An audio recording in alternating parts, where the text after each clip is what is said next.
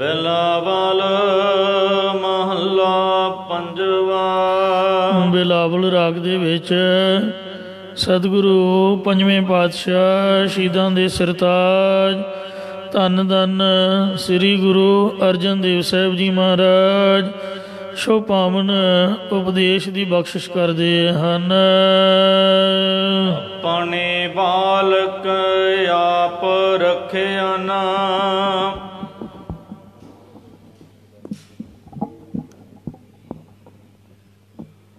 ਜੋ ਪ੍ਰਭੂ ਪਰਮਾਤਮਾ ਅਕਾਲ ਪੁਰਖ ਵਾਹਿਗੁਰੂ ਜੀ ਹਨ, ਉਹਨਾਂ ਨੇ ਆਪਣੇ ਬੱਚੇ ਸ੍ਰੀ ਗੁਰੂ ਹਰਗੋਬਿੰਦ ਸਾਹਿਬ ਜੀ ਨੂੰ ਰੱਖਣਾ ਕੀਤਾ ਹੈ, ਕਿਉਂਕਿ ਇਹ ਵੀ ਜੋ ਪਾਵਨ ਸ਼ਬਦ ਹੈ ਬਾਲ ਸ੍ਰੀ ਗੁਰੂ ਹਰਗੋਬਿੰਦ ਸਾਹਿਬ ਜੀ ਦੀ ਰੱਖਿਆ ਦਾ ਸ਼ਬਦ ਹੈ।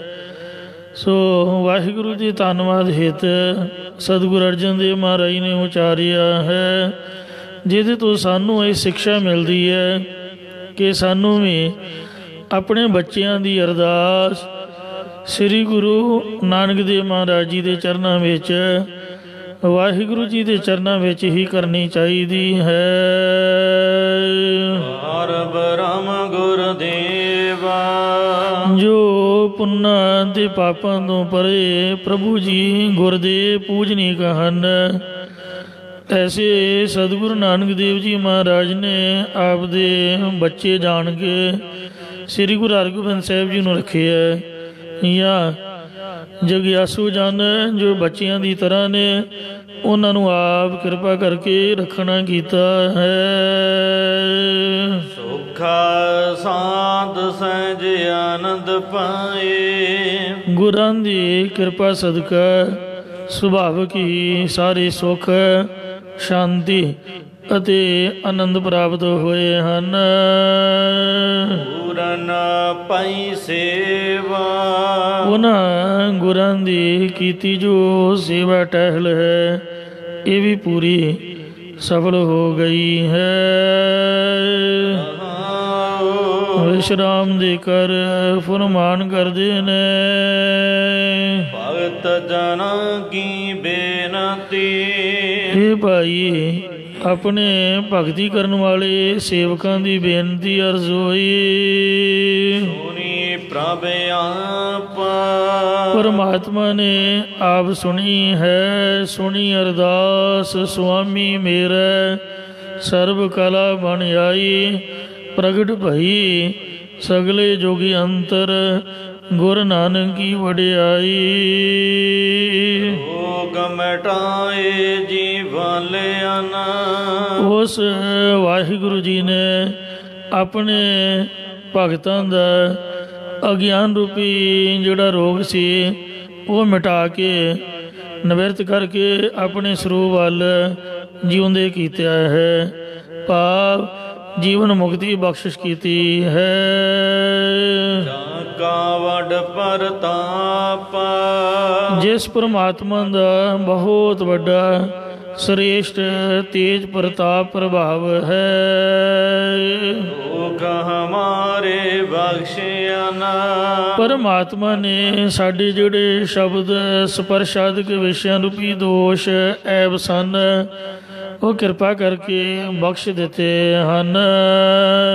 ਪਾਣੀ ਕਲ ਤਾਰੀ, ਅਰੇ ਆਪਣੀ ਸ਼ਕਤੀ ਧਾਰਨਾ ਕੀਤੀ ਹੈ, ਆਪਦੀ ਸ਼ਕਤੀ ਦੇ ਦੁਆਰਾ ਸਾਡੇ ਜਿਹੜੇ ਦੋਖ ਸਨ ਉਹਨਾਂ ਨੂੰ ਬਖਸ਼ ਲਿਆ।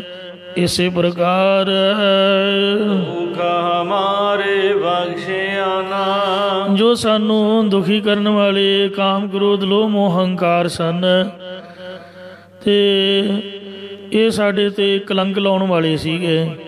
ਜਿਹੜੀ ਚੁਗਲੀ ਹੈ ਇਹ ਇੰਨੀ ਬੰਦੇ ਦੀ ਬੇਇੱਜ਼ਤੀ ਕਰਾਉਂਦੀ ਹੈ, ਬਹੁਤ ਹੀ ਜ਼ਿਆਦਾ ਨਿੰਦਿਆ ਈਰਖਾ ਦੁਐਖ, ਇਹ ਸਾਰੇ ਸਾਡੇ ਦੁਖੀ ਸਨ, ਸਾਨੂੰ ਦੁਖੀ ਕਰਨ ਵਾਲੇ ਸਨ। ਇਹ ਮਹਾਰਾਜ ਨੇ ਬਖਸ਼ ਕੇ ਸਾਡੇ ਤੋਂ ਮੁਲਾਮਤਾਂ ਲਾ ਦਿੱਤੀਆਂ ਨੇ। ਪਾਣੀ ਕਲ ਤਾਰੀ, ਇਹ ਭਗਤਾਂ ਦੇ ਅੰਦਰ ਆਪਣੀ ਸ਼ਕਤੀ ਆਪਣੀ ਸ਼ਾਂਤੀ ਮਹਾਰਾਜ ਨੇ ਧਾਰਨ ਕਰਵਾਈ ਹੈ। ਵਿਕਾਰਾਂ ਵੱਲੋਂ ਉਹਨਾਂ ਨੂੰ ਸ਼ਾਂਤੀ ਆ ਗਈ ਹੈ। ਮਨ ਵਾਛਤ ਫਲ ਦਿੱਤਿਆ ਨਾ। ਉਸ ਪਰਮਾਤਮਾ ਨੇ ਆਪਣੇ ਭਗਤਾਂ ਨੂੰ ਮਨ ਚਿਤ ਮਨ ਪਾਉਂਦੇ ਸਾਰੇ ਫਲ ਦੇਣਾ ਕੀਤੇ ਹਨ। ਨਾਨਕ ਬਲਹਾਰੀ। ਸਤਿਗੁਰੂ ਮਹਾਰਾਜ ਫਰਮਾਉਂਦੇ ਨੇ ਕਿ ਅਸੀਂ ਉਸ ਪਰਮਾਤਮਾ ਤੋਂ ਮਨ ਕਰਕੇ, ਬਾਣੀ ਕਰਕੇ ਅਰ ਸਰੀਰ ਕਰਕੇ ਬਲਿਹਾਰ ਕੁਰਬਾਨ ਜਾਂਦੇ ਆ। ਰਾਗ ਬਿਲਾਵਲ। ਰਾਗ ਦਾ ਨਾਮ ਹੈ ਬਿਲਾਵਲ। ਬਿਲਾਵਲ ਤਬ ਹੀ ਕੀਜੀਐ ਜਬ ਮੁਖ ਹੋਵੇ ਰਾਮ। ਸੋ ਜਦੋਂ ਮਹਾਰਾਜ ਸੱਚੇ ਪਾਤਸ਼ਾਹ ਜੀ ਦਾ ਬਿਲਾਵਲ ਰਾਗ ਵਿੱਚ ਨਾਮ ਜਪੀਦਾ, ਰਾਮ ਦਾ ਨਾਮ ਉਚਾਰੀਦਾ, ਤੇ ਉਸ ਵਕਤ ਆਨੰਦ, ਬਿਲਾਵਲ ਦਾ ਅਰਥ ਹੈ ਆਨੰਦ, ਆਨੰਦ ਦੀ ਪ੍ਰਾਪਤੀ ਹੁੰਦੀ ਹੈ। ਮਹੱਲਾ ਪੰਜਵਾ। ਇਸ ਰਾਗ ਦੇ ਅੰਦਰ ਪੰਜਵੇਂ ਪਾਤਸ਼ਾਹ ਧੰਨ ਸਤਿਗੁਰੂ ਅਰਜਨ ਦੇਵ ਸਾਹਿਬ ਜੀ ਉਚਾਰਦੇ ਨੇ। ਚਾਰ ਚਾਰ ਪਦੀਆਂ ਵਾਲੇ ਤੇ ਦੋ ਪਦੀਆਂ ਵਾਲੇ ਸ਼ਬਦ ਅੱਗੇ ਆ ਰਹੇ ਹਨ। ਜੋ ਰਾਗੀਆਂ ਨੂੰ ਹੁਕਮ ਹੈ ਕਿ ਇਹਨਾਂ ਦਾ ਜੇ ਗਾਉਣ ਵਜਾਉਣ ਕਰਨਾ ਹੋਵੇ ਤਾਂ ਛੇਵੇਂ ਘਰ 'ਚ ਗਾਉਣ ਵਜਾਉਣ ਕਰੋ। ਤੇ ਘਰ ਦਾ ਸੰਬੰਧ ਗਾਉਣ ਵਜਾਉਣ ਵਾਲਿਆਂ ਨਾਲ ਹੈ। ਵਜਾਈ ਦੀ ਜੋੜੀ ਹੈ, ਵਾਜਾ ਤੇ ਗਾਈ ਦਾ ਸੁਰ ਦੇ ਵਿੱਚ ਸੁਰ ਤੇ ਤਾਲ ਜੋ ਹੁੰਦਾ ਇਹਦੇ ਤੋਂ ਘਰ ਬਣਦਾ ਹੈ। ਓੰਕਾਰ। ਕਿਉਂਕਿ ਚੈਪਟਰ ਪ੍ਰਕਰਨ ਜੋ ਬਦਲ ਰਿਹਾ, ਇਸ ਲਈ ਮੰਗਲ ਉਚਾਰਦੇ ਨੇ ਕਿ ਇੱਕ ਅਦੁੱਤੀ ਬ੍ਰਹਮ ਹੈ, ਉਹ ਅੰਕਾਰ ਜੋ ਸਰਬ ਦਾ ਪ੍ਰਕਾਸ਼ਕ ਹੈ। ਸਤਿਗੁਰ ਪ੍ਰਸਾਦ। ਜੋ ਸਤਿਗੁਰਾਂ ਦੀ ਕਿਰਪਾ ਦੁਆਰਾ ਪ੍ਰਾਪਤ ਹੁੰਦਾ ਹੈ। ਮੇਰੇ ਮੋਹਨਾ। ਇਹ ਮੇਰੇ ਮਨ ਨੂੰ ਮੋਹ ਲੈਣ ਵਾਲੇ ਪਰਮਾਤਮਾ ਅਥਵਾ ਮੋਹ ਨੂੰ ਨਾਸ਼ ਕਰਨ ਵਾਲੇ ਪਰਮਾਤਮਾ। ਸ਼ਰਵਣੀ ਇਹ ਨਾ ਸੁਨਾਏ। ਮੈਨੂੰ ਕੰਨਾਂ ਦੁਆਰਾ ਇਹ ਨਾ ਕਦੀ ਵੀ ਸੁਣਾਉਣਾ ਕਰ। ਮੇਰੇ ਕੰਨਾਂ ਵਿੱਚ ਕਦੀ ਵੀ ਐਸੀ ਆਵਾਜ਼ ਨਾ ਪਾ। ਸਾਕਤ ਗੀਤਾ ਨਾਦ ਧੁਨ ਗਾਵਤ। ਜੋ ਸਾਕਤ ਬੇਮੁਖ ਪੁਰਖਾਂ ਦੇ ਬੋਲ ਹਨ, ਰੱਬ ਨਾਲੋਂ ਟੁੱਟੇ ਹੋਏ ਕਠੋਰ ਚਿੱਤ ਵਾਲੇ ਬੇਮੁਖ ਪੁਰਖ ਦੁਨੀਆਦਾਰੀ ਵਾਲੇ ਗਾਣੇ ਗਾਉਂਦੇ ਨੇ, ਸਰੀਰਾਂ ਦੀ ਉਸਤਤੀ ਕਰੀ ਜਾਂਦੇ ਨੇ। ਤੂੰ ਬੜਾ ਸੋਹਣਾ ਹੈ, ਤੂੰ ਬੜਾ ਚੰਗਾ ਹੈ। ਮਤਲਬ ਰੱਬ ਨੂੰ ਚੰਗਾ ਕਹਿਣਾ ਚਾਹੀਦਾ, ਸੋਹਣਾ ਕਹਿਣਾ ਚਾਹੀਦਾ। ਦੁਨੀਆ ਨੂੰ ਕਾਹਦਾ ਸਲਾਉਣਾ ਹੈ। ਦੁਨੀਆ ਨਾ ਸਲਾਹੇ ਜੋ ਮਰ ਵੰਜਸੀ, ਲੋਕਾਂ ਨਾ ਸਲਾਹੇ ਜੋ ਮਰ ਖਾਕ ਥੀ। ਵਾਹੋ ਮੇਰੇ ਸਾਹਿਬ ਵਾਹੋ, ਤੇ ਗੁਰਮੁਖ ਸਦਾ ਸਲਾਹੀ ਹੈ, ਨਾਨਕ ਬੇਪਰਵਾਹ। ਤੁਸੀਂ ਕਿਸੇ ਦੀ ਸਿਫਤ ਕਰਕੇ ਵੇਖੋ, ਮੈਂ ਤੁਹਾਨੂੰ ਕਹੂੰਗਾ ਨਹੀਂ ਉਹਦਾ ਬੰਦਾ ਬੜਾ ਮਾੜਾ ਹੈ, ਕਿਉਂਕਿ ਮੇਰੀ ਉਹਦੇ ਨਾਲ ਬਣਦੀ ਜੋ ਨਹੀਂ ਗੀ। ਮੈਂ ਤੁਹਾਨੂੰ ਉਹਦੇ ਔਗਣ 1000 ਗਿਣ ਕੇ ਦੱਸੂਗਾ। ਤੇ ਇੰਜ ਕਿਸੇ ਲਈ ਕੋਈ ਚੰਗਾ ਹੈ, ਕਿਸੇ ਲਈ ਕੋਈ ਮਾੜਾ ਹੈ। ਤੇ ਜਿਹਦੇ ਨਾਲ ਸਾਡੀ ਬਣਦੀ ਹੈ ਆਪਾਂ ਕਹਿੰਦੇ ਬੜਾ ਚੰਗਾ, ਵੀ ਬੜਾ ਚੰਗਾ। ਖਾਸ ਕਰਕੇ ਮਾਇਆ ਤੇਲੇ ਦੀ ਸਾਂਝ ਹੁੰਦੀ ਹੈ, ਖਾਣ ਪੀਣ ਦੀ ਹੁੰਦੀ ਹੈ। ਤੇ ਜੇ ਸਾਡੀ ਗਰਜ ਪੂਰੀ ਹੋ ਗਈ ਫਿਰ ਤਾਂ ਉਹ ਸਾਡੇ ਲਈ ਚੰਗਾ ਹੈ, ਤੇ ਜੇ ਉਹਨੇ ਨਾ ਕਰ ਦਿੱਤੀ ਫਿਰ ਉਹ ਸਾਡੇ ਲਈ ਮਾੜਾ ਹੈ। ਦੂਜਿਆਂ ਲਈ ਭਾਵੇਂ ਚੰਗਾ ਹੈ। ਤੇ ਇਸ ਵਾਸਤੇ ਜੇ ਇੱਕ ਬੰਦਾ ਚੰਗਾ ਕਹਿ ਰਿਹਾ ਤੇ 10 ਬੰਦੇ ਮਾੜਾ ਕਹਿਣ ਵਾਲੇ ਹੋਣਗੇ। ਗੁਣ ਔਗਣ ਪਰਮਾਤਮਾ ਨੇ ਸਭਨਾਂ 'ਚ ਪਾਏ ਨੇ, ਹਰ ਕੋਈ ਐਸਾ ਨਹੀਂ ਜਿਸ 'ਚ ਸਾਰੇ ਔਗਣ ਹੋਣ। ਇੱਕ ਅੱਧਾ ਗੁਣ ਮਹਾਰਾਜ ਨੇ ਚੰਗਾ ਵੀ ਪਾਇਆ ਹੁੰਦਾ। ਇਸ ਲਈ ਸਾਹਿਬਾਂ ਨੇ ਆਖਿਆ ਵੀ ਸਾਂਝ ਕਰੀਜੈ ਗੁਣੈ ਘੇਰੀ। ਗੁਣਾਂ ਦੀ ਸਾਂਝ ਪਾਈਏ ਤੇ ਜ਼ਬਾਨ ਤੋਂ ਕਿਸੇ ਨੂੰ ਮੰਦਾ ਬੋਲ ਨਾ ਬੋਲੀਏ, ਮੰਦਾ ਮੂਲ ਨਾ ਕੀਚਈ। ਜੇ ਲੰਮੀ ਨਦਰ ਨਿਹਾਲੀ ਹੈ, ਜੋ ਸਾਹਿਬ ਨਾਲ ਨਾ ਹਾਰੀ ਹੈ, ਤੇਵੇ ਹਾ ਪਾਸਾ ਢਾਲੀ ਹੈ, ਕਿ ਸਲਾਹੀ ਉੱਪਰ ਕਾਲੀ ਹੈ। ਕਰਨਾ ਤਾਂ ਬੜੀ ਦੂਰ ਦੀ ਗੱਲ ਹੈ। ਮੰਦਾ ਬੋਲ ਵੀ ਨਾ ਬੋਲੀਏ, ਫਿੱਕਾ ਨਾ ਗਾਲ ਆਏ, ਸਭਨਾ ਮੈਂ ਸੱਚਾ ਧਨੀ। ਨਵੇਂ ਪਾਤਸ਼ਾਹ ਜੀ ਨੇ ਹੁਕਮ ਕੀਤਾ ਹੈ ਕਿ ਫਜ਼ੂਲ ਦੀ ਉਸਤਤੀ ਕਰਨੀ ਵੀ ਛੱਡ ਦਿਓ, ਕਿਉਂਕਿ ਜੇ ਅੱਜ ਆਪਾਂ ਚੰਗਾ ਆਖਾਂਗੇ, 1 ਸਾਲ ਬਾਅਦ ਜੇ ਉਹਦੇ ਨਾਲ ਵਿਗੜ ਗਈ ਤਾਂ ਉਸੇ ਮੂੰਹ ਨਾਲ ਹੀ ਉਹਨੂੰ ਮਾੜਾ ਆਖਾਂਗੇ। ਸੁਣਨ ਵਾਲਾ ਕਹੂਗਾ ਵੀ ਪਹਿਲਾਂ ਤਾਂ ਤੂੰ ਚੰਗਾ ਕਹਿ ਰਿਹਾ ਸੀ, ਹੁਣੇ ਤੂੰ ਮਾੜਾ ਬੋਲ ਰਿਹਾ, ਕਿਉਂ ਭਲਾ? ਕਿਉਂਕਿ ਸਾਲ ਪੈਂਦਾ ਉਹ ਸਾਥੋਂ ਸਲਾਹ ਲੈਂਦਾ ਸੀ, ਸਾਡੀ ਗਰਜ ਪੂਰੀ ਕਰਦਾ ਸੀ, ਸਾਡੇ ਨਾਲ ਮਿਲ ਕੇ ਚੱਲਦਾ ਸੀ। ਜਦ ਹੁਣ ਸਾਲ ਬਾਅਦ ਸਾਡਾ ਸੁਭਾਅ ਉਹਦੇ ਨਾਲ ਮੇਲ ਨਹੀਂ ਖਾਦਾ ਤਾਂ ਉਹ ਸਾਡੇ ਲਈ ਮਾੜਾ ਹੋ ਗਿਆ। ਤੋ ਇਸ ਲਈ ਅੱਜ ਆਪਾਂ ਧੀਆਂ ਪੁੱਤਾਂ ਨੂੰ ਵੀ ਚੰਗਾ ਆਂਦੇ ਆ। ਉਹੀ ਧੀਆਂ ਪੁੱਤ ਜੋ ਮਾਂ ਦੇ ਗੋਡੇ ਲਾਗੇ ਬੈਠ ਕੇ ਪ੍ਰਸ਼ਾਦ ਪਾਣੀ ਛਕਦੇ ਤੇ ਜਦੋਂ ਵੱਡੇ ਹੋ ਜਾਂਦੇ ਕੋਈ ਕੁਝ ਗੱਲ ਹੋਰ ਬਣ ਜਾਂਦੀ। ਤੇ ਇਸ ਲਈ ਮਹਾਰਾਜ ਕਹਿੰਦੇ ਵੀ ਚੰਗਾ ਵੀ ਨਾ ਆਖੋ ਤੇ ਮਾੜਾ ਵੀ ਨਾ ਕਹੋ, ਦੋਵੇਂ ਗੱਲਾਂ ਤਿਆਗ ਦਿਓ। ਉਸਤਤ ਨਿੰਦਾ ਦੋ ਤਿਆਗੈ, ਖੋਜੈ ਪਦ ਨਿਰਬਾਨਾ। ਨਿਰਬੰਧ ਪਦਵੀ ਦੇਣ ਵਾਲਾ ਵਾਹਿਗੁਰੂ ਲੱਭ ਲੋ ਭਾਈ, ਇਹ ਅਵਸਥਾ ਵਿੱਚ ਵਿਚਰੋ। ਜੇ ਸਲੋਤਾ ਕਰਨੀ ਹੈ ਤੇ ਇੱਕ ਵਾਹਿਗੁਰੂ ਜੀ ਦੀ ਕਰੋ, ਗੁਰੂ ਸਾਹਿਬ ਦੀ ਕਰੋ, ਜੋ ਸਭਨਾਂ ਵਾਸਤੇ ਜੋ ਕਰਦਾ ਚੰਗਾ ਕਰਦਾ ਹੈ। ਤੋ ਇਸ ਲਈ ਜੋ ਸਰੀਰਾਂ ਦੀ ਉਸਤਤੀ ਵਿੱਚ ਗਾਣੇ ਗੀਤ ਬਣਾਉਂਦੇ ਹਨ, ਪ੍ਰਭੂ ਪਰਮਾਤਮਾ ਤੋਂ ਬੇਮੁਖ ਹਨ, ਉਹਨਾਂ ਧੁਨ ਗਾਵਤ ਜਿਹੜੀਆਂ ਧੁਨਾਂ ਲਾਉਂਦੇ ਨੇ ਵਾਜਿਆਂ ਦੀਆਂ, ਉੱਚੀ ਉੱਚੀ ਵਾਜਿਆਂ ਦੀਆਂ ਟਿਊਨਾਂ ਬਣਾ ਕਰਕੇ ਗੰਦੇ ਮੰਦੇ ਗੀਤਾਂ ਨੂੰ ਗਾਉਂਦੇ ਨੇ। ਪੁਰਾਣਾ ਸਮਾਂ ਸੀਗਾ, ਪੰਜਾਬੀ ਗੀਤ ਬੜੇ ਚੰਗੇ ਹੁੰਦੇ ਸਨ, ਤੇ ਪਰ ਅੱਜ ਕੱਲ੍ਹ ਲੱਚਰ ਗਾਇਕੀ ਹੈ, ਹਥਿਆਰਾਂ ਤੋਂ ਬਗੈਰ, ਨਸ਼ਿਆਂ ਤੋਂ ਬਗੈਰ ਤੇ ਸਰੀਰ ਦੀ ਉਸਤਤੀ ਤੋਂ ਬਗੈਰ ਗੱਲ ਹੀ ਕੋਈ ਨਹੀਂ। ਤੋ ਇਸ ਲਈ ਇਹ ਮਹਾਰਾਜ ਸੱਚੇ ਪਾਤਸ਼ਾਹ ਜੋ ਐਸੇ ਸਾਖਤ ਕਠੋਰ ਪੁਰਸ਼ਾਂ ਦੇ ਗਾਏ ਹੋਏ ਧੁਨੀਆਂ ਟਿਊਨਾਂ ਬਣਾ ਕੇ ਗੀਤ ਗਾਣੇ ਹਨ, ਉਹ ਮੇਰੇ ਕੰਨਾਂ ਦੇ ਵਿੱਚ ਨਾ ਪਾਈ। ਬੋਲਾਂ ਤਾਂ ਬੋਲਿਆ ਜਾਏ, ਕਿਉਂਕਿ ਉਹ ਵਿਅਰਥ ਅਜਾਈ ਸਰੂਪ ਰੂਪੀ ਜਗ੍ਹਾ ਤੋਂ ਰਹਿਤ ਕਰਨ ਵਾਲੇ ਬੋਲ ਬੋਲਦੇ ਹਨ, ਐਵੇਂ ਬੱਕੜਵਾਗ ਮਾਰਦੇ ਨੇ। ਭਾਵ ਇੱਕ ਸਾਖਤਾਂ ਦੇ ਗੀਤ, ਦੂਜੇ ਵਾਜੀਆਂ ਦੀਆਂ ਜਿਹੜੀਆਂ ਉਲਟੀਆਂ ਸਿੱਧੀਆਂ ਟਿਊਨਾਂ ਹਨ, ਤਰਜਾਂ ਨੇ, ਤੇ ਵਿਅਰਥ ਵਾਕਾਂ ਨੂੰ ਸਾਨੂੰ ਨਾ ਸੁਣਾਉਣਾ ਕਰੀ। ਇਹ ਸਾਡੇ ਦੀ ਕਿਰਪਾ ਕਰੀ।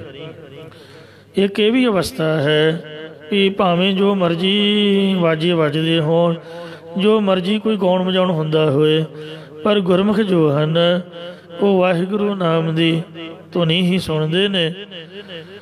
ਨਾਭਾ ਸਾਹਿਬ ਜਥਾ ਸੀ, ਸੰਤ ਕਰਤਾਰ ਸਿੰਘ ਖਾਲਸਾ ਪਿੰਡਾਂ ਵਾਲੇ, ਤੇ ਸਿੰਘ ਬਾਣੀ ਸੁਣਾ ਰਹੇ, ਕਹਿਣ ਲੱਗੇ ਵੀ ਵੇਖੋ ਕਿੰਨੇ ਚਿਰ ਦਾ ਵਾਜਾ ਵੱਜ ਰਿਹਾ, ਇਹ ਬਾਣੀ ਵੀ ਨਹੀਂ ਪੜ੍ਹਨ ਦਿੰਦੇ।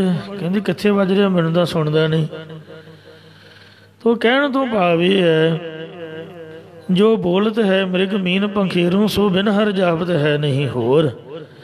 ਜੋ ਪੰਛੀ ਵੀ ਬੋਲਦੇ ਨੇ ਉਹ ਵੀ ਗੁਰਮੁਖ ਕਹਿੰਦੇ ਵੀ ਵਾਹਿਗੁਰੂ ਦਾ ਨਾਮ ਬੋਲਦੇ ਨੇ। ਕਾਲੀ ਕੋਇਲ ਤੋਂ ਕਿਤ ਗੁਣ ਗਾਲੀ, ਆਪਣੇ ਪ੍ਰੀਤਮ ਕੇ ਹੋ ਬਿਰਹਿ ਜਾਲੀ। ਸੋ ਬਾ ਬੀਹਾ ਅੰਮ੍ਰਿਤ ਵੇਲੇ ਬੋਲਿਆ, ਤਾਂ ਦਰ ਸੁਣੀ ਪੁਕਾਰ। ਬਾਣੀ ਦੇ ਵਿੱਚ ਪੰਛੀਆਂ ਬਾਬਤ ਨਾਮ ਜਪਦੇ ਲਿਖਿਆ ਹੈ ਕਿ ਨਾਮ ਨੂੰ ਬੋਲਦੇ ਨੇ। ਫਰੀਦ ਸਾਹਿਬ ਦਾ ਬਚਨ ਹੈ, ਫਰੀਦਾ ਹੋਂ ਬਲਿਹਾਰੀ ਤਿੰਨ ਪੰਖੀਆਂ। ਫਰੀਦ ਸਾਹਿਬ ਕਹਿੰਦੇ ਉਹਨਾਂ ਪੰਛੀਆਂ ਤੋਂ ਅਸੀਂ ਬਲਿਹਾਰ ਕੁਰਬਾਨ ਜਾਂਦੇ ਹਾਂ। ਜੰਗਲ ਜੰਨਾ ਵਾਸ, ਜਿਹੜੇ ਵਿਚਾਰੇ ਰਹਿੰਦੇ ਜੰਗਲਾਂ ਦੇ ਵਿੱਚ ਹਨ। ਵੇਖੋ ਸਾਨੂੰ ਮਹਾਰਾਜ ਨੇ ਕੋਠੀਆਂ ਕਾਰਾਂ ਦਿੱਤੀਆਂ ਹੋਈਆਂ ਨੇ, ਆਪਾਂ ਫਿਰ ਵੀ ਨਹੀਂ ਨਾਮ ਜਪਦੇ। ਕਿੰਨਾ ਸੋਹਣਾ ਪ੍ਰਸ਼ਾਦ ਪਾਣੀ ਦਿੱਤਾ ਹੋਇਆ, ਪਰ ਉਹ ਪੰਛੀ ਵਿਚਾਰੇ ਜੰਗਲਾਂ ਦੇ ਵਿੱਚ ਰਹਿੰਦੇ। ਕੱਕਰ ਚੁੱਗਣ ਪਾਠ ਆਪਾਂ ਕੱਕਰ ਹੀ ਕਰਨਾ ਹੈ, ਕਿਉਂਕਿ ਟਿੱਪੀ ਆਪਣੇ ਕੋਲੋਂ ਨਹੀਂ ਲਾ ਸਕਦੇ। ਨੱਕ 'ਚ ਬਿੰਦੀ ਤਾਂ ਕਈ ਵਾਰ ਬੋਲੀ ਜਾਂਦੀ ਹੈ, ਪਰ ਜਿਹੜੀ ਟਿੱਪੀ ਹੈ ਇਹ ਪੂਰੀ ਮਾਤਰਾ ਇਹ ਨਹੀਂ ਆਪਾਂ ਲਾ ਸਕਦੇ। ਅਰਥ ਕੰਕਰ ਦਾ ਹੈ, ਜਿਹੜੇ ਰੋੜ ਕੰਕਰਾਂ ਹਨ, ਪਰ ਪਾਠ ਕੱਕਰ ਹੀ ਹੈ, ਕਿਉਂਕਿ ਟਿੱਪੀ ਲੱਗੀ ਨਹੀਂ ਹੋਈ।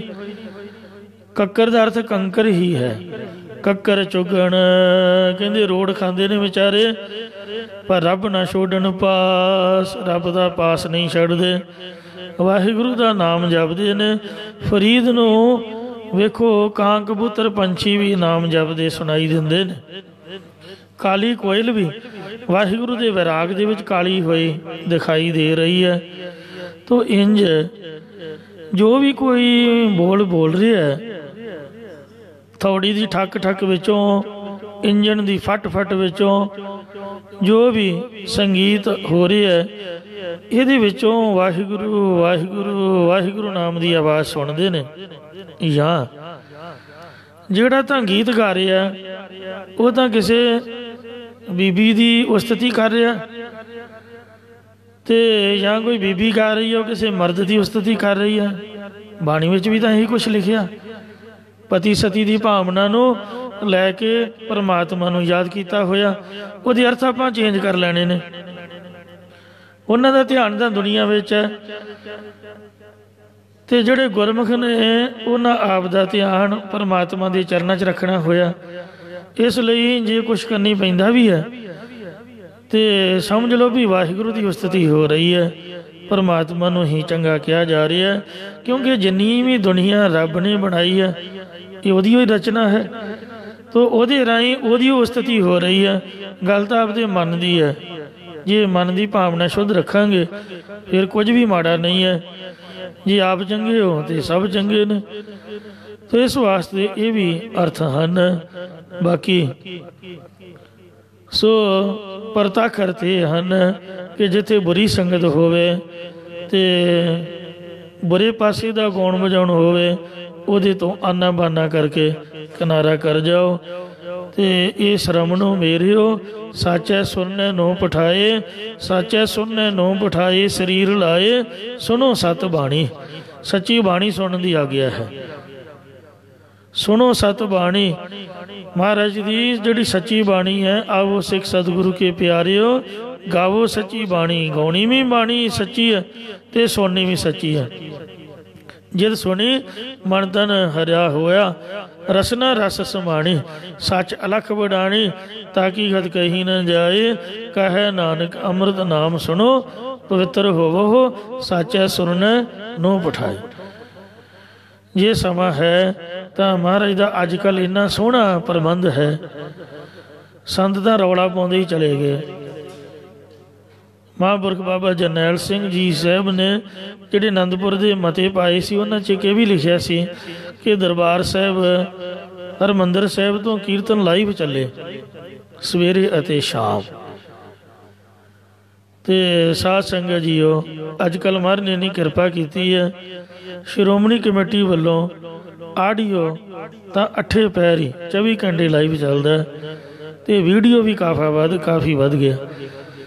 ਤੋ ਜਿਹਨੂੰ ਮਹਾਰਾਜ ਨੇ ਸਾਧਨ ਦਿੱਤੇ ਸਾਰਿਆਂ ਨੂੰ ਦਿੱਤੇ ਹੋਏ ਨੇ, ਆਪਾਂ ਕਿੱਥੇ ਮਰਜੀ ਕੀਰਤਨ ਸੁਣ ਸਕਦੇ ਹਾਂ। ਜੇ ਵਾਹਿਗੁਰੂ ਨੇ ਕਿਰਪਾ ਕੀਤੀ ਹੈ ਤੇ ਵੱਧ ਤੋਂ ਵੱਧ ਲਾਭ ਲੈਣਾ ਚਾਹੀਦਾ ਹੈ। ਇਹ ਜੋ ਮਹਾਰਾਜ ਨੇ ਸਾਨੂੰ ਸਾਧਨ ਦਿੱਤੇ ਨੇ, ਲੈਪਟਾਪ ਦਿੱਤੇ ਨੇ, ਮੋਬਾਈਲ ਦਿੱਤੇ ਨੇ, TV LCDਆਂ ਮਰ DVDਆਂ, ਕਈ ਕੁਛ ਸਮਝ ਹੀ ਨਹੀਂ ਆਉਂਦੀ ਵੀ ਚੀਜ਼ ਲਈਏ ਤੇ ਲਈਏ ਕਿਹੜੀ। ਤੇ ਇਸ ਵਾਸਤੇ ਇੰਨੇ ਸਾਧਨ ਹਾਈ ਫਾਈ ਨੇ, ਇਹਨਾਂ ਤੋਂ ਗੁਰਮਤਿ ਦਾ ਲਾਹਾ ਲੈਣਾ ਚਾਹੀਦਾ ਹੈ ਜਿੰਨਾ ਵੀ ਲਿਆ ਜਾ ਸਕਦਾ ਹੈ। ਸੋ ਆਪ ਦਾ ਸੁਭਾਵ ਜੇ ਗੁਰੂ ਸਾਹਿਬ ਵੱਲ ਰੱਖਾਂਗੇ ਤੇ ਮਹਾਰਾਜ ਕਿਰਪਾ ਕਰੂ। ਤੋ ਜੇ ਸੁਭਾਅ ਦੁਨੀਆ ਵਾਲਾ ਰੱਖਾਂਗੇ ਤੇ ਉਹ ਵੀ ਬੜਾ ਕੁਛ ਚੱਲ ਰਿਹਾ।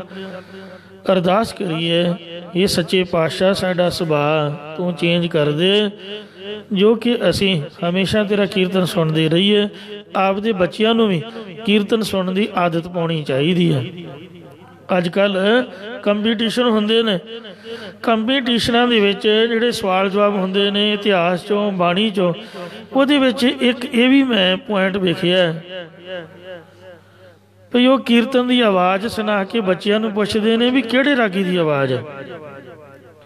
ਰਾਗੀ ਲਖਵਿੰਦਰ ਸਿੰਘ ਜੀ ਕਿੰਨੇ ਗੁਰਮੁਖ ਨੇ, ਅੱਖਾਂ ਤੋਂ ਭਾਵੇਂ ਨਹੀਂ ਦਿਖਦਾ ਪਰ ਆਵਾਜ਼ ਉਹਨਾਂ ਦੀ ਕਿੰਨੀ ਕਮਾਲ ਦੀ ਹੈ, ਕਿੰਨੀ ਦਿਲ ਨੂੰ ਖਿੱਚ ਪਾਉਣ ਵਾਲੀ ਵੈਰਾਗਮਈ ਹੈ। ਰਾਗੀ ਭਾਈ ਰਵਿੰਦਰ ਸਿੰਘ ਜੀ मैं ज्यों की सुरत संभाली है, मैनू समझ आई कीर्तन की, उदों का इनू मैं इस तरह का ही वेंदा। पता नहीं गुरु रामदास महाराज की कितनी किरपा होएगी, किहड़े इन्हें पुण्य कीते ने।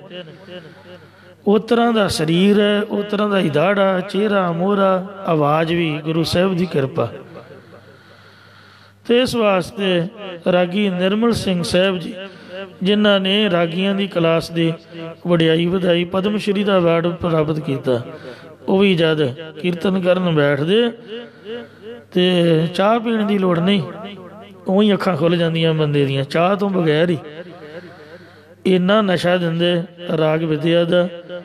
रागी भाई गुरमेश सिंह जी जो रिटायर हो चुके हैं, उन्होंने ब्रेल लिपि दे विच श्री गुरु ग्रंथ साहिब जी का पावन स्वरूप लिख के श्री अकाल तख्त साहिब के उपर जब दर्शन कराए तो उन्होंने भी बहुत सुंदर अवार्ड मिले, वो भी बड़े गुरमुख प्यारे। तो इन्हों की आवाज़ सुना के बच्चों को पूछा जाता है कि किहड़े रागी की आवाज़ है, पहचानो भाई। रागी भाई बलदेव सिंह साहब जी, हरजिंदर सोह रागी नूं तां सब दुनिया जानदी आ, जिन्हां ने प्रचार किया कीर्तन के राही, शायद ही कोई कर सकिया होवे। लुधियाने वाले महापुरख संत निरंजन सिंह जी जवदी कलां वाले, उन्हें आपदे नालों संत ही हटा लिया भी मेरे नाम नाल भाई लाओ। आवाज़ इन्नी कमाल दी, दिलों जब कीर्तन करते तो मन नूं खिच पाउण वाली, बहुत ही सुंदर तंती साज नाल ऐन बरीक मिली हुई, सो पूरी सुर ते ताल दे विच। तो इसलिए आपदे बच्चिआं नूं आदत पाओ कि वो कीर्तन सुन, गुरुद्वारे लैके आओ तो महाराज दे कीर्तन की लाग लाओ, आपदे घर दे विच सवेर शाम हरमंदर साहिब का कीर्तन लाओ। एकदम बाणी याद होंदी है। कई बार आपां कहंदे हां जी सानूं समझ नहीं आउंदी रागियां दी, रागी होवे सही, समझ क्यों ना आवे भला। तुसीं प्रकाश ही सुनना शुरू कर दिओ, जिहड़े सवैये पढ़दे ने गुरमुख प्यारे, डेली सुनो, सवाल ही पैदा नहीं हुंदा भी बाणी दी समझ ना आए। डेली सवैये सुनो, एक महीना सुन लो तो कोई इहो जिहा कीर्तन का शब्द नहीं जिहड़े तुहानूं समझ नहीं आऊगा, क्योंकि सब तो कठिन तो सवैये ने, एनू मोती परो के कला कला अखर उच्ची उच्ची बोलते हैं हाथ जोड़ के। और जबानी किन्नी शरधा ते प्यार दे नाल आपां बाणी पढ़न दी सुनन दी कोशिश ही नहीं की, दसो कीती है? तो असीं बहाना लाउंदे सानूं समझ नहीं आउंदी। समझ तां उहदी आऊगी जिहदे वल साडा ध्यान है। एक्टर जिहड़ा मर्जी वेख लो, तो जिहड़ी मर्जी फिल्म बारे पुछ लो, सारे डायलॉग सानूं याद ने, सारियां समझां ने, क्योंकि ध्यान जो उस पासे आ। जे ध्यान लावांगे तुर की बाणी आई तिन सगली चिंत मिटाई।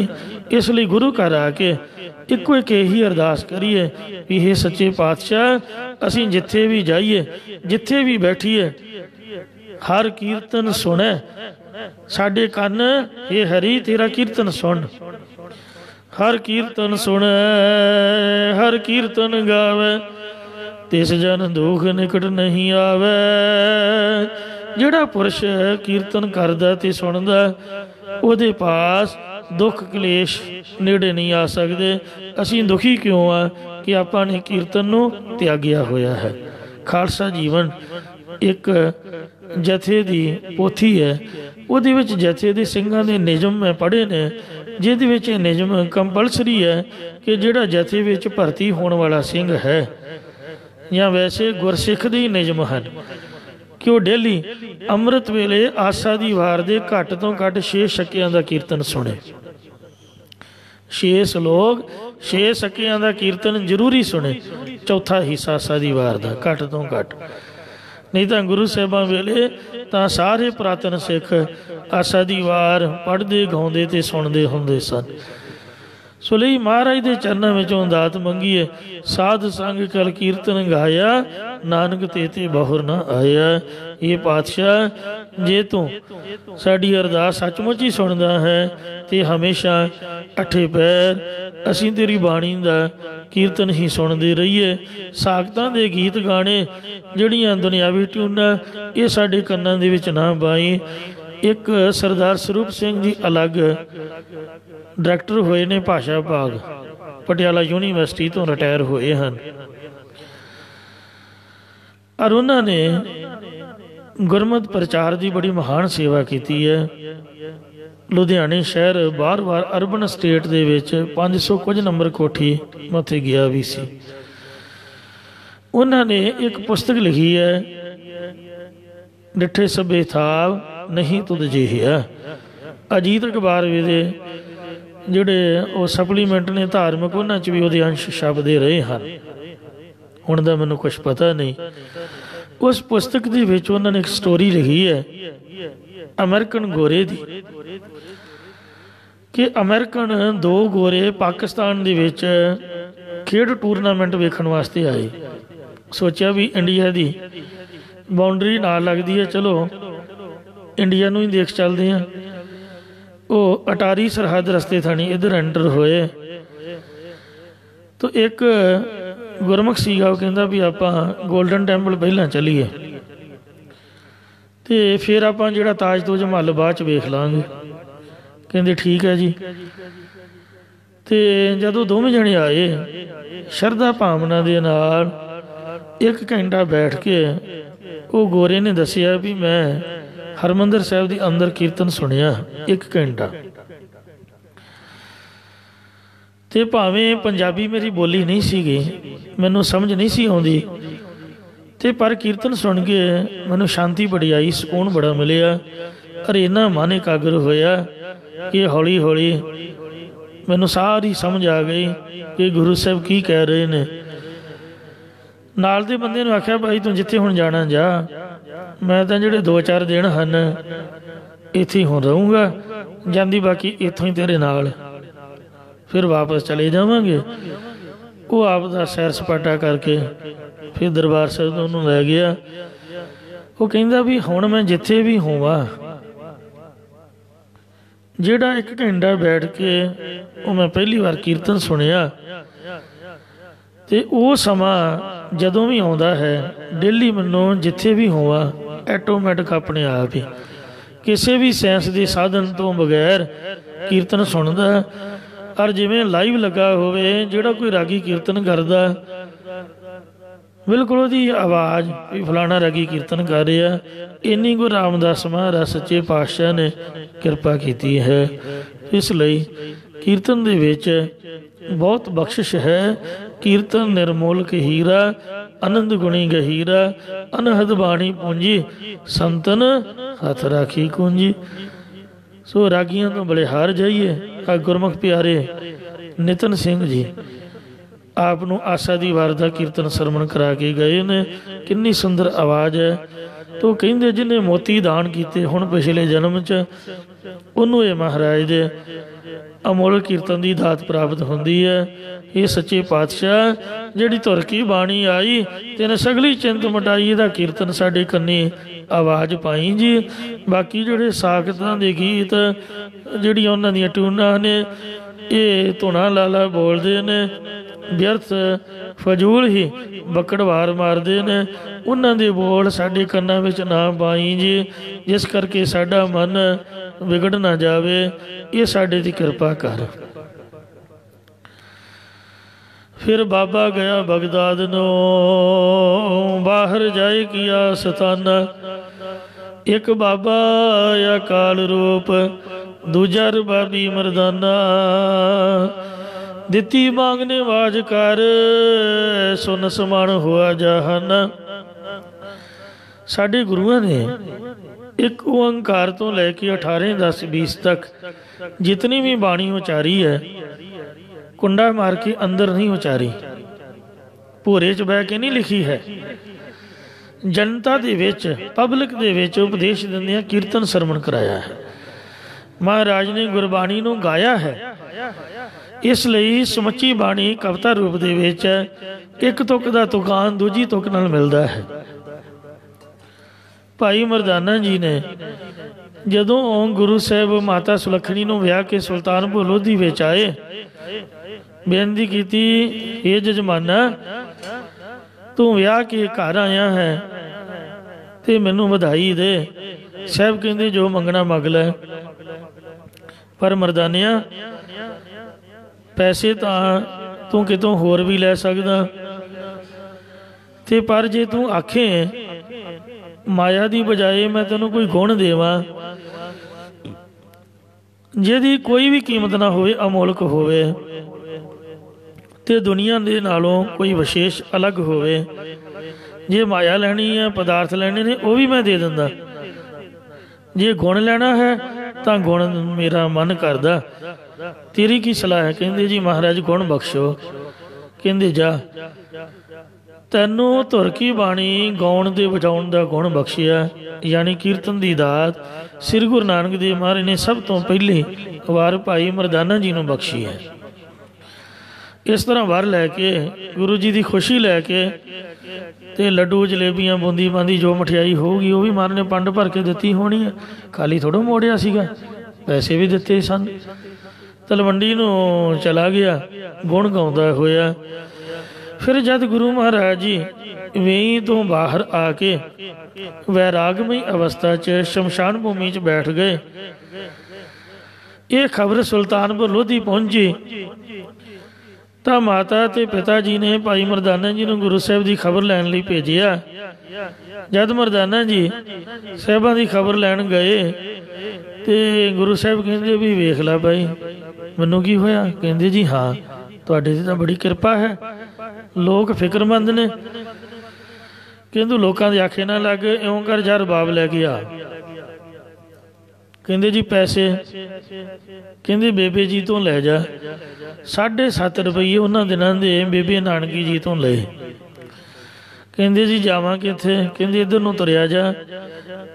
निशानियां दित्तियां कि इन्ना रस्ता तय करन तो बाद इस तरह का नगर आएगा, उत्थे फरिंदा नाम का रबाबी उहदे कोल लैके आ, पर कोई फरिंदा होवे तां ही मिले। कोई फरिंदा नाम का मनुख नहीं सीगा। पुछ हंब गया।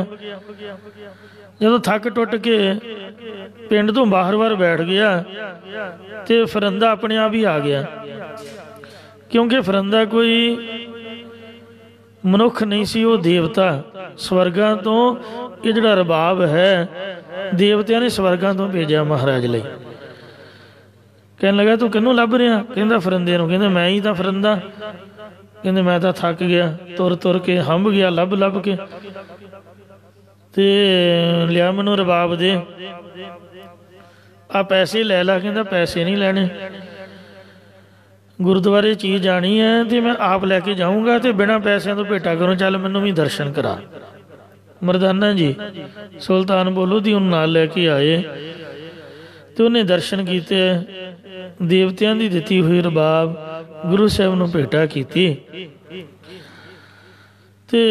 साध संगत जीओ उस वक्त मरदाना साहब नूं महाराज सच्चे पातशाह ने फड़ाई।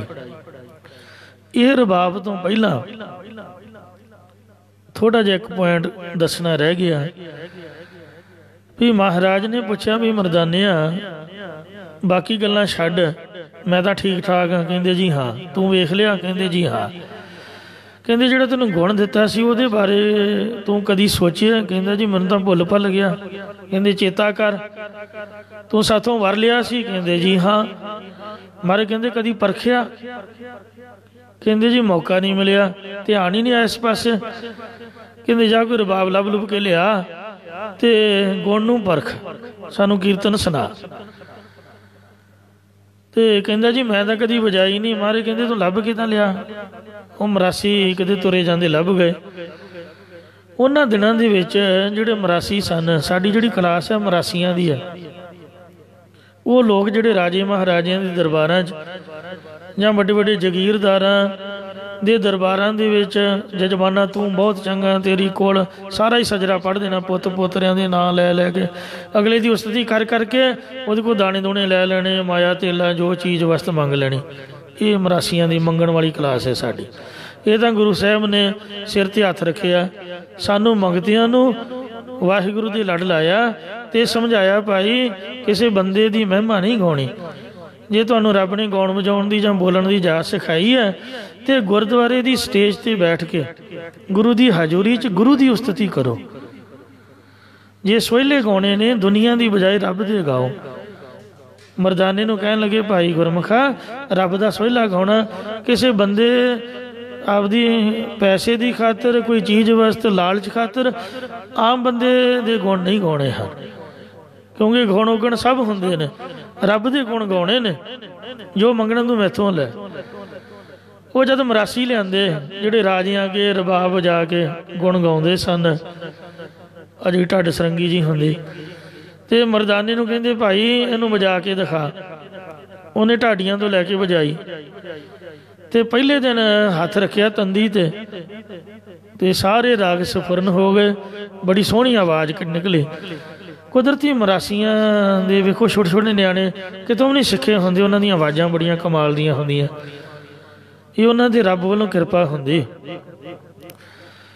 ਫਿਰ ਮਹਾਰਾਜ ਨੇ ਆਖਿਆ ਵੀ ਇਹ ਜਿਹੜੀ ਸਰੰਗੀ ਹੈ, ਰਬਾਬ ਹੈ, ਇਹਨਾਂ ਨੂੰ ਵਾਪਸ ਕਰ ਦੇ ਢਾਡੀਆਂ ਨੂੰ। ਉਹ ਕਹਿਣ ਲੱਗੇ, ਜੀ ਇਹੀ ਲੈ ਲਓ।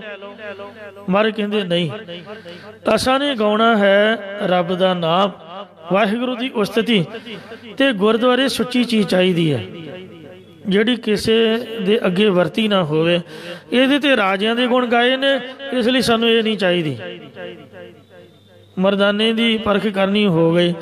ਫਿਰ ਮਹਾਰਾਜ ਨੇ ਫਰਿੰਦੇ ਕੋਲ ਭੇਜਿਆ, ਤੇ ਉਹ ਸੁੱਚੀ ਰਬਾਬ ਦੇਵਤਿਆਂ ਨੇ ਗੁਰੂ ਨਾਨਕ ਸਾਹਿਬ ਨੂੰ ਸਵਰਗਾਂ ਤੋਂ ਭੇਟਾ ਕੀਤੀ, ਤੇ ਉਸੇ ਵਕਤ ਹੀ ਉਹ ਭੇਟਾ ਕਰਕੇ ਅਲੋਪ ਹੋ ਗਿਆ। ਮਹਾਰਾਜ ਕਹਿੰਦੇ, ਇਹਨੂੰ ਤੋਰਿਆ ਬਈ। ਕੁਝ ਕੁ ਦੂਰੀ ਤੇ ਜਾ ਕੇ ਫਰਿੰਦਾ ਜਿਹੜਾ ਸੀਗਾ ਉਹ ਮਹਾਰਾਜ ਦੇ ਦਰਸ਼ਨ ਕਰਕੇ ਅਲੋਪ ਹੋ ਗਿਆ।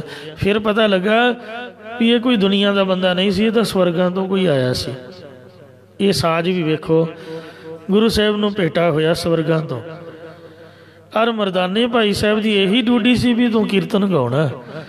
ਗੁਰੂ ਸਾਹਿਬ ਡੇਲੀ ਕੀਰਤਨ ਕਰਦੇ, ਆਸਾ ਦੀ ਵਾਰ ਦਾ ਜੋ ਮਹਾਰਾਜ ਨੇ ਉਚਾਰਨ ਕੀਤੀ, ਅੰਮ੍ਰਿਤ ਵੇਲੇ ਜਪਜੀ ਸਾਹਿਬ ਦਾ ਪਾਠ ਕਰਦੇ। ਜਦ ਬਗਦਾਦ ਸ਼ਹਿਰ ਗਏ ਨੇ ਤੇ ਆਪਦੇ ਸੁਭਾਅ ਮੁਤਾਬਕ ਬਗਦਾਦ ਸ਼ਹਿਰ ਦੇ ਬਾਹਰ ਬੈਠ ਕੇ ਕੀਰਤਨ ਗਾਉਣ ਲੱਗ ਪਏ, ਤੇ ਜਪਜੀ ਸਾਹਿਬ ਦਾ ਪਾਠ ਕੀਤਾ। ਤੇ ਦਸਤਗੀਰ ਪੀਰ ਦੇ ਚੇਲੇ ਨੇ ਸਭ ਕੁਝ ਵੇਖ ਕੇ ਪੀਰ ਨੂੰ ਸ਼ਿਕਾਇਤ ਲਾਈ ਕਿ ਇੱਥੇ ਮੁਸਲਮਾਨਾਂ ਦਾ ਗੜ੍ਹ ਹੈ, ਮੁਸਲਮਾਨਾਂ 'ਚ ਗਾਉਣਾ ਤੇ ਵਜਾਉਣਾ ਮਨਾ ਹੈ। ਪੀਰ ਨੂੰ ਗੁੱਸਾ ਆਇਆ, ਉਹਨੇ ਹੁਕਮ ਕੀਤਾ ਕਿ ਪੱਥਰ ਮਾਰ ਮਾਰ ਕੇ ਮਾਰ ਦਿਓ। ਕਿਹੜਾ ਕਾਫਰ ਹੈ ਜਿਹੜਾ ਨਿਯਮ ਭੰਗ ਕਰ ਰਿਹਾ। ਜਦੋਂ ਪੱਥਰ ਮਾਰਨ ਲਈ ਆਏ ਤੇ ਗੁਰੂ ਸਾਹਿਬ ਨੇ ਬਾਂਗ ਦਿੱਤੀ। ਬਾਂਗ ਮਤਲਬ ਜੈਕਾਰਾ ਛੱਡਿਆ, ਸਤਿ ਸ੍ਰੀ ਅਕਾਲ ਗੁਰਬਰ ਅਕਾਲ। ਇਹ ਗੁਰੂ ਸਾਹਿਬ ਦਾ ਬੋਲਾ ਸੀਗਾ। ਜੋ ਆਪਾਂ ਸਤਿ ਸ੍ਰੀ ਅਕਾਲ ਬੁਲਾਉਂਦੇ ਇੱਕ ਦੂਜੇ ਨੂੰ, ਜੈਕਾਰਾ ਹੈ। ਕਲਗੀਧਰ ਜੀ ਨੇ ਹੁਕਮ ਕੀਤਾ ਵੀ ਆਗੇ ਆਵਤ ਸਿੰਘ ਜੋ ਪਾਵੇ, ਵਾਹਿਗੁਰੂ ਕੀ ਫਤਿਹ ਬੁਲਾਵੇ। ਜਦ ਇਸ ਤਰ੍ਹਾਂ ਮਹਾਰਾਜ ਨੇ ਜੈਕਾਰਾ ਛੱਡਿਆ ਤਾਂ ਉਹਨਾਂ ਦੀਆਂ ਬਾਹਾਂ ਉੱਪਰ ਦੀਆਂ ਉੱਪਰ ਰਹਿ ਗਈਆਂ, ਧੌਣਾ ਆਕੜ ਗਈਆਂ, ਉਹ ਜੜ ਹੋ ਗਏ, ਸੁੰਨ ਸਮਾਨ ਹੋਇਆ ਜਹਾਨ। ਫਿਰ ਦਸਤਗੀਰ ਪੀਰ ਨੂੰ ਖਬਰ ਮਿਲੀ, ਉਹਨੇ ਆਪਦੀ ਸਾਰੀ ਸ਼ਕਤੀ ਲਾ ਲਈ, ਪਰ ਕੁਛ ਵੀ ਨਾ ਹੋਇਆ। ਆਖਰ ਗੁਰੂ ਜੀ ਨੂੰ ਆਪ ਨਾਲੋਂ ਵੱਧ ਸ਼ਕਤੀ ਜਾਣ ਕੇ ਦਰਸ਼ਨਾਂ ਲਈ ਆਇਆ ਤੇ ਮਹਾਰਾਜ ਕੋਲੋਂ ਮਾਫੀ ਮੰਗੀ, ਬੇਨਤੀ ਕੀਤੀ ਕਿ ਤੁਸੀਂ ਮਹਾਂਪੁਰਖ ਹੋ, ਇਹਨਾਂ ਦਾ ਕੋਈ ਕਸੂਰ ਨਹੀਂ, ਕਸੂਰ ਮੇਰਾ ਹੈ, ਜਿਹੜੀ ਸਜ਼ਾ ਦੇਣੀ ਮੈਨੂੰ ਦੇਵੋ, ਇਹਨਾਂ ਦੀਆਂ ਬਾਹਾਂ ਥੱਲੇ ਕਰੋ। ਤੇ ਮਹਾਰਾਜ ਨੇ ਵਾਹਿਗੁਰੂ ਕਹਾ ਕੇ ਭਾਈ ਬਾਲਾ ਜੀ ਨੂੰ ਆਖਿਆ ਵੀ ਇਹਨਾਂ ਦੀਆਂ ਬਾਹਾਂ ਥੱਲੇ ਕਰਾ ਦੇ। ਥੱਲੇ ਹੋ ਗਈਆਂ। ਫਿਰ ਕਹਿਣ ਲੱਗਾ, ਜੀ ਦੋ ਸਵਾਲ ਮੇਰੇ ਮਨ ਵਿੱਚ ਘੁੰਮ ਰਹੇ ਨੇ। ਤੁਸੀਂ ਧਰਮਾਤਮਾ ਬੰਦੇ ਹੋ, ਰੱਬ ਨੂੰ ਮੰਨਣ ਵਾਲੇ ਹੋ। ਕੋਈ ਵੀ ਧਰਮਾਤਮਾ, ਕੋਈ ਵੀ ਚੰਗਾ ਇਨਸਾਨ ਕਿਸੇ ਦੇ ਧਰਮ 'ਚ ਦਖਲ ਨਹੀਂ ਦਿੰਦਾ, ਉਹਦੀ ਮਰਿਆਦਾ ਭੰਗ ਨਹੀਂ ਕਰਦਾ। ਤੁਸੀਂ ਮਰਿਆਦਾ ਪੁਰਸ਼ੋਤਮ ਹੋ।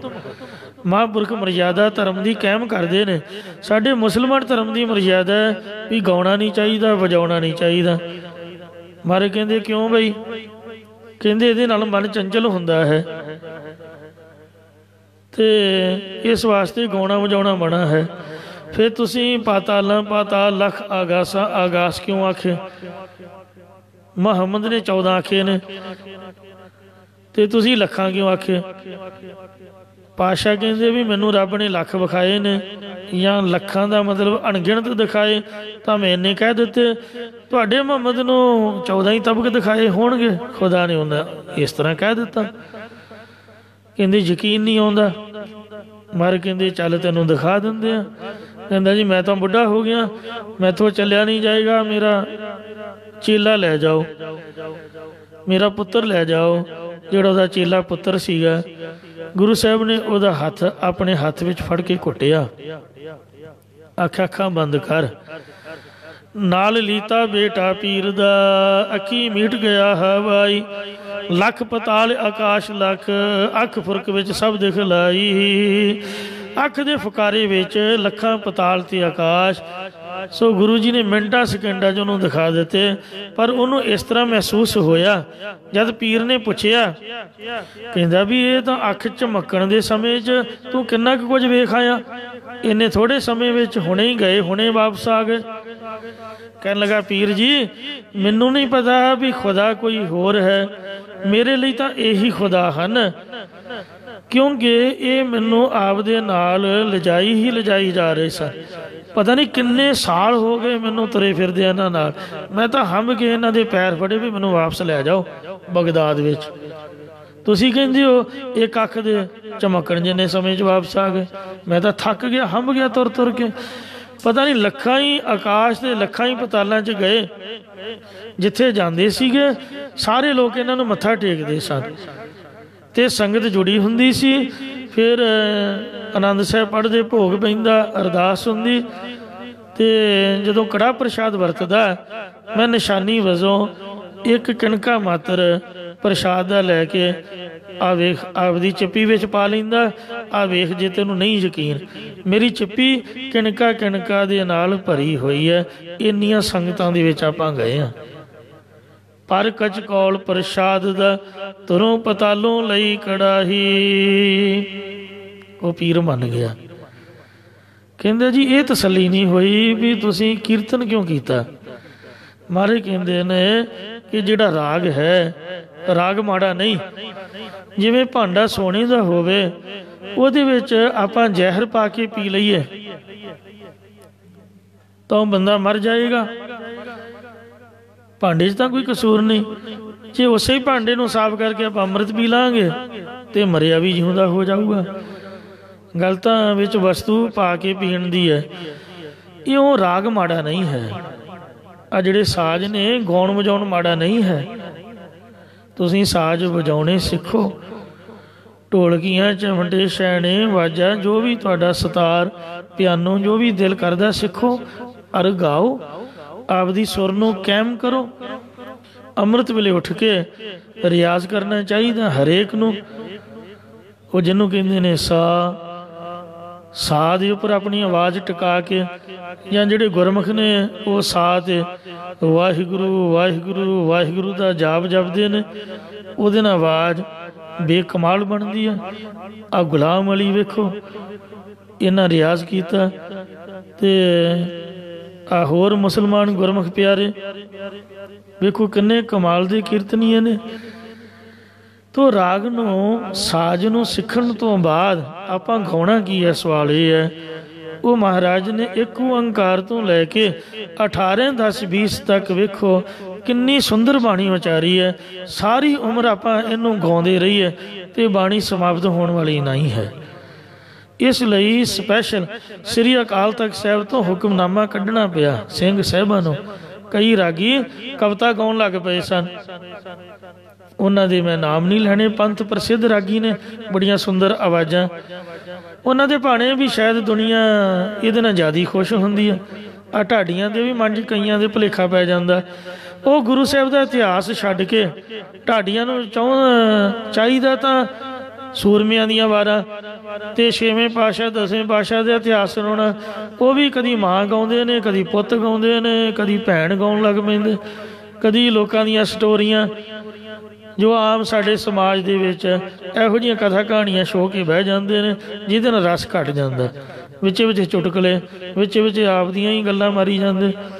ਲੋਕਾਂ ਨੂੰ ਖੁਸ਼ ਕਰਨ ਵਾਸਤੇ ਮਨਾਂ 'ਚ ਭੁਲੇਖਾ ਪੈ ਜਾਂਦਾ ਬੋਲਣ ਵਾਲੇ ਦਾ ਵੀ ਖਬਰਿਆ ਦੁਨੀਆ ਇਸ ਤਰ੍ਹਾਂ ਖੁਸ਼ ਹੋ ਕੇ ਸਾਨੂੰ ਪੈਸੇ ਦੇਊਗੀ। ਜਿਸ ਗੱਲ ਤੋਂ ਮਰਦਾਨੇ ਨੂੰ ਗੁਰੂ ਨਾਨਕ ਸਾਹਿਬ ਨੇ ਰੋਕਿਆ ਵੀ ਉਸੇ ਰਸਤੇ 'ਤੇ ਤੁਰ ਪਏ।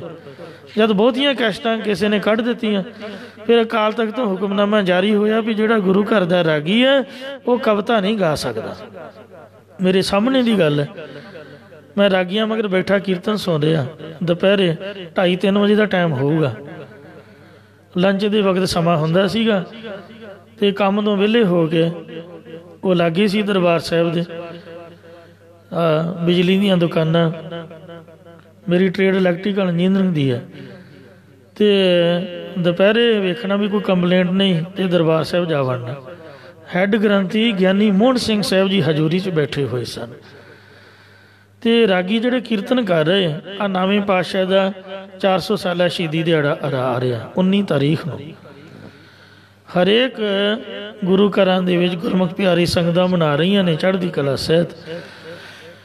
नवें पातशाह बारे एक बहुत प्रसिद्ध कविता है कि बाहें जिन्हां दी पकड़ी है, सिर दीजे बाहें ना छोड़ी है, गुर तेग बहादुर बोलिया, सिर दीजे बाहें ना छोड़ी है।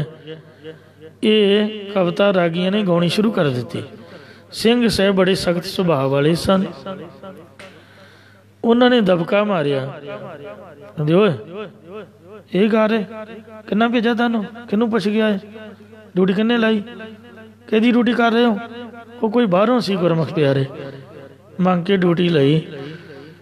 आ गा की रहे हो? वो बेचारे घबरा गए, तां ठा वेखण, कहंदे कविता है बाणी गाओ महाराज दी। वो मेरे सामने दबका वजा, एकदम उन्हें छड्ड के फिर कीर्तन करना शुरू कर दिता, गुरबाणी धुर की बाणी दा। श्री गुरु अर्जन देव जी महाराज ने भी जद रागियां नूं टोकिया सी ते वो रागी घबरा गए, मारे कहंदे भाई तुसी कच्ची बाणी क्यों गा रहे हो? कहंदे जी हुण सानू पता किवें लगे सच्ची ते कच्ची बाणी किहड़ी है? बाबा बुढ़ा जी राही बेनती कीती, बाबा जी ने आख्या भी संगत की डिमांड है सच्ची बाणी का एक ग्रंथ बनाओ, उन्होंने महाराज एकत्र करो। ता श्री गुरु ग्रंथ साहिब सच्चे पातशाह जी गुरु महाराज ने संपादित किए। श्री गुरु अर्जन देव जी ने पोथियां मंगा के सारी बाणी को एकत्र किया और आख्या बाणी गुरु, गुरु है बाणी, विच बाणी अमृत सारे, गुरबाणी का है सेवक जन मानै, प्रतख गुरु निस्तारे।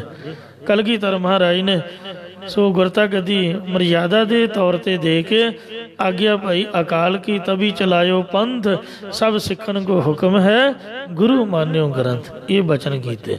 तो इसलिए जिन्होंने कीर्तन नहीं आता पाठ सिखो, किते लागे बने आंढ गुआढ़ खंड पाठ होए, पाठियां की सेवा करो।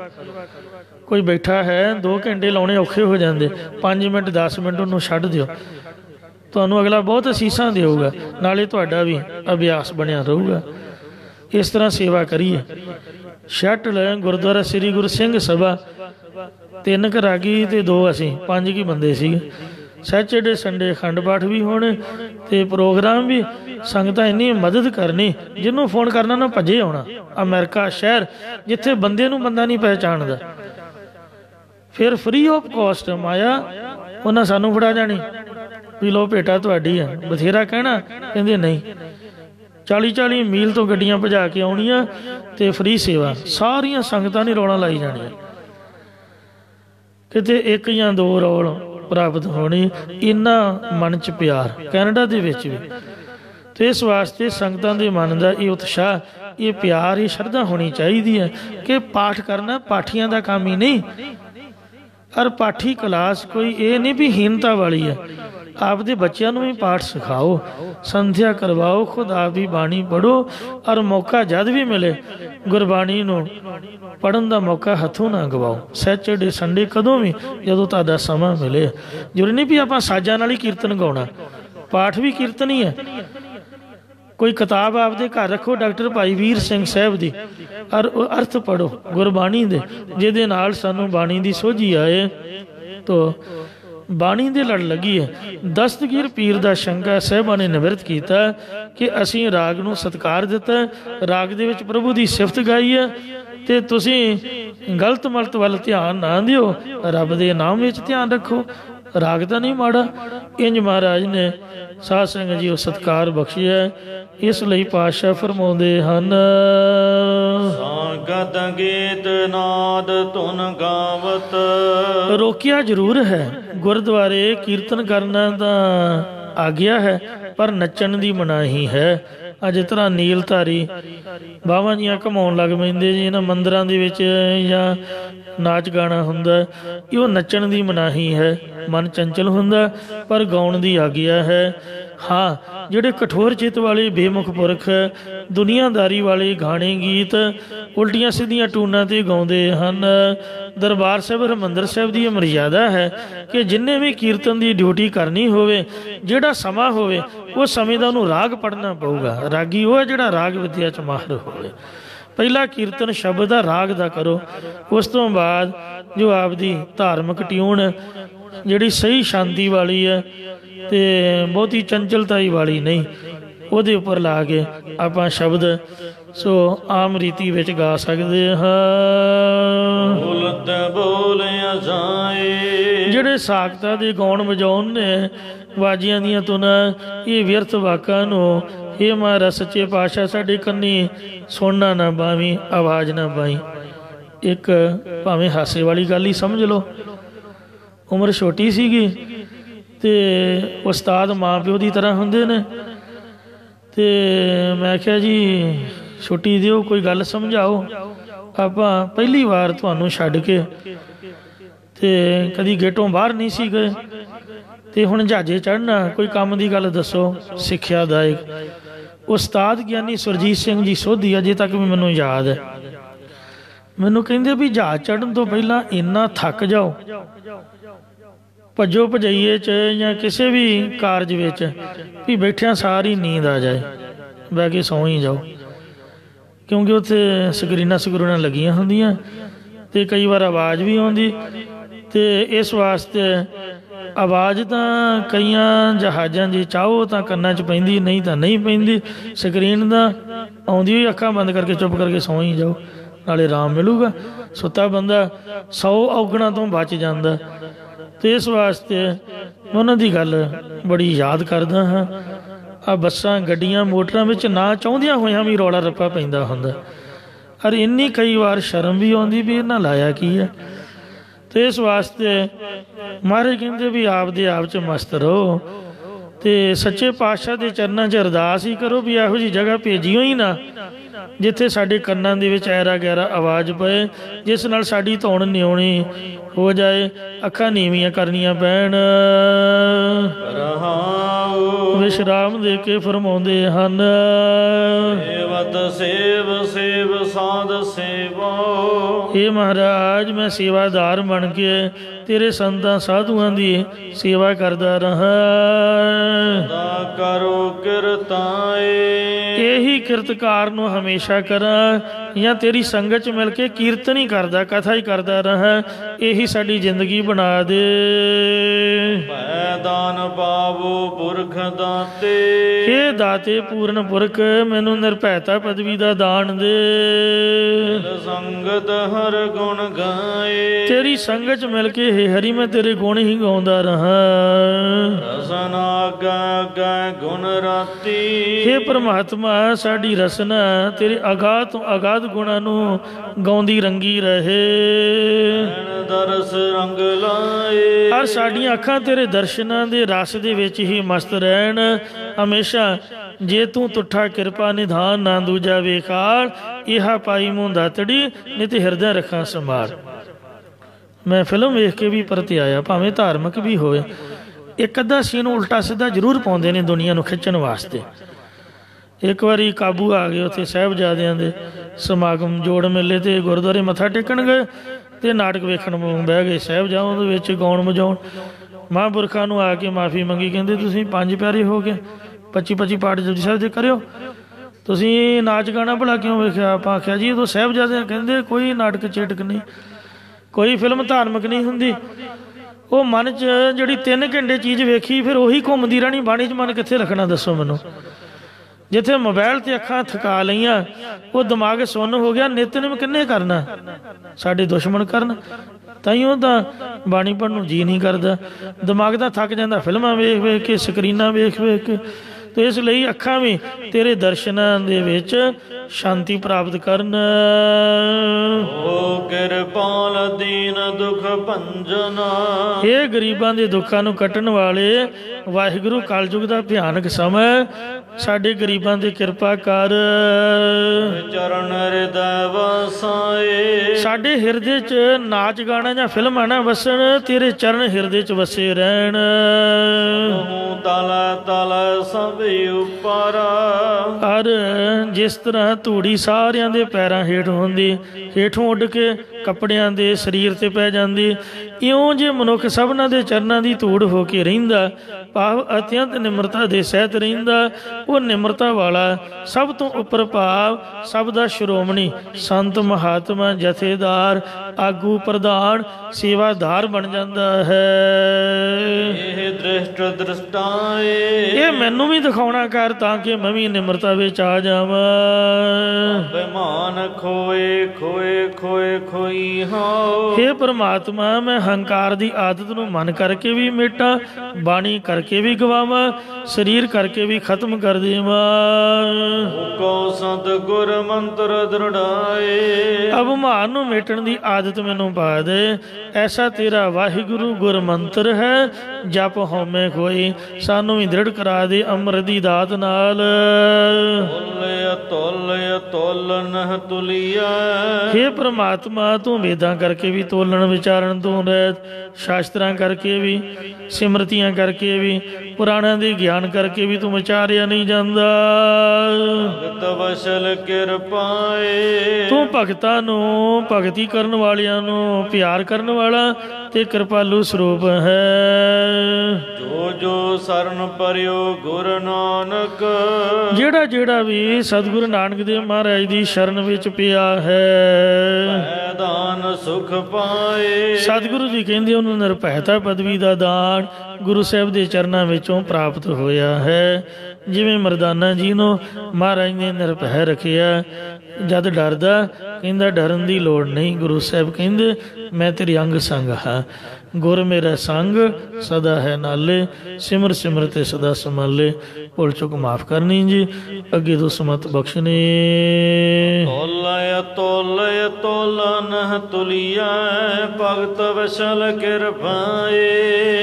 ਜੋ ਜੋ ਸਰਣ ਪਰਿਓ ਗੁਰ ਨਾਨਕ, ਅਭੈ ਦਾਨ ਸੁਖ ਪਾਏ। ਵਾਹਿਗੁਰੂ ਜੀ ਕਾ ਖਾਲਸਾ, ਵਾਹਿਗੁਰੂ ਜੀ ਕੀ ਫਤਿਹ।